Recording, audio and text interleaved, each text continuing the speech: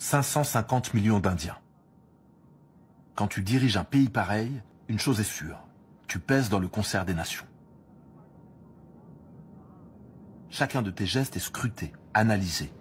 Mais toi, ça ne t'impressionne pas. Tu t'appelles Indira Gandhi et tu es né pour ça. Tu es tranquille, confiante, prête à tout.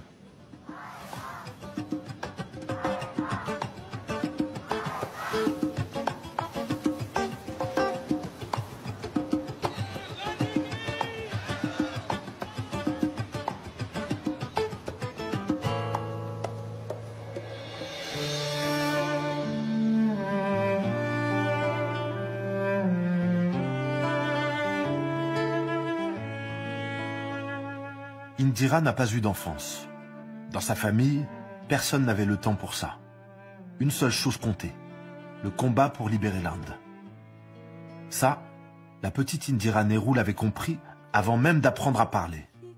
Son grand-père, Motilal, avait fondé le Parti du Congrès. Son père, Jawaharlal, dirigeait la lutte indépendantiste. La célèbre militante Sarojini Naidu était une amie de la famille. Et le guide spirituel de l'Inde, le Mahatma Gandhi, était son parrain. Le destin a voulu qu'elle épouse un homme qui partage le même nom que lui. C'était écrit, Indira Gandhi et l'Inde ne font qu'une. Au jour de l'indépendance, son père, Jawaharlal Nehru, devient Premier ministre. Durant 17 ans, Indira ne le quittera plus. Durant 17 ans, elle traversera toutes les crises à ses côtés. Durant 17 ans, elle rencontrera tous les grands de ce monde. Les dorures, le protocole, les intrigues. Indira observe et apprend.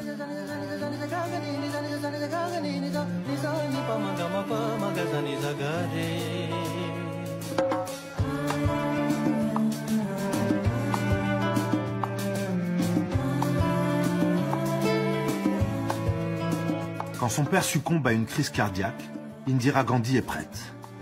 Elle a 47 ans. Très vite, elle s'impose à la tête du pays. Pour les Indiens, c'est une évidence. Qui d'autre que la fille du père de la nation? La tâche qui l'attend est titanesque.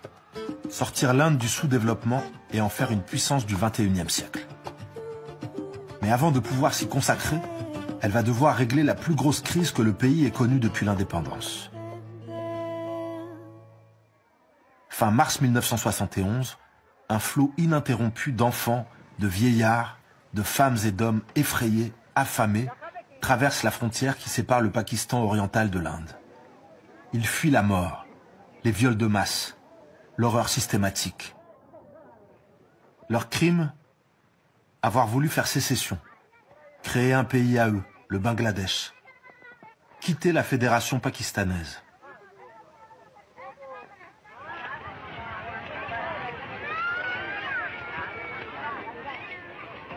Indira Gandhi doit mettre fin à la crise.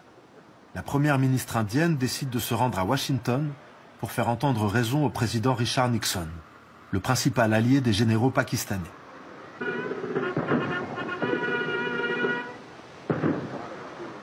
It has not been easy to get away at a time when India is beleaguered.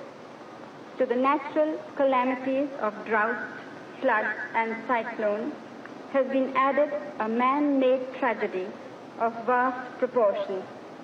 I am haunted by the tormented faces in our overcrowded refugee camps, reflecting the grim events which have compelled the exodus of these millions from East Bengal. I have come here looking for a deeper understanding of the situation in our part of the world, in search of some wise impulse which, as history tells us, has sometimes worked to save humanity from despair. S'il sourit pour la caméra, Nixon n'a aucune intention de changer sa position. Au contraire, il continue d'envoyer des armes au Pakistan. Pragmatique, Indira se tourne vers le pire ennemi des Américains, l'Union soviétique, avec qui elle signe un traité d'amitié. Maintenant qu'elle a assuré ses arrières, elle affiche ouvertement son soutien aux indépendantistes du Bangladesh. Lorsque le Pakistan lui déclare la guerre, Indira est sereine. Son armée est bien plus puissante que celle de son adversaire. Dès le lendemain, elle envahit le Pakistan oriental.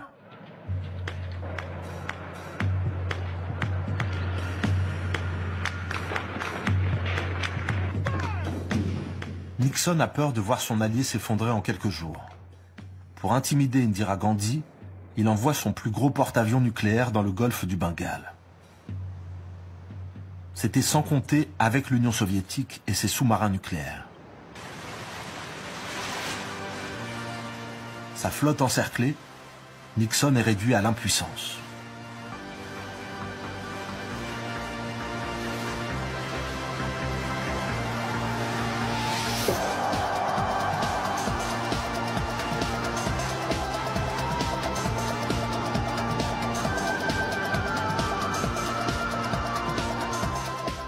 Privés du soutien américain, les généraux pakistanais jettent l'éponge.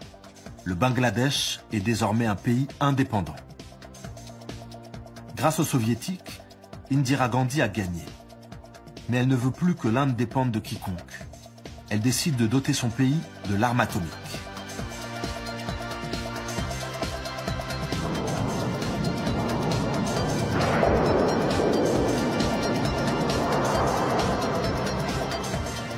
Moins de 30 ans après l'indépendance, l'Inde fait son entrée dans le tout petit club des nations possédant la bombe nucléaire.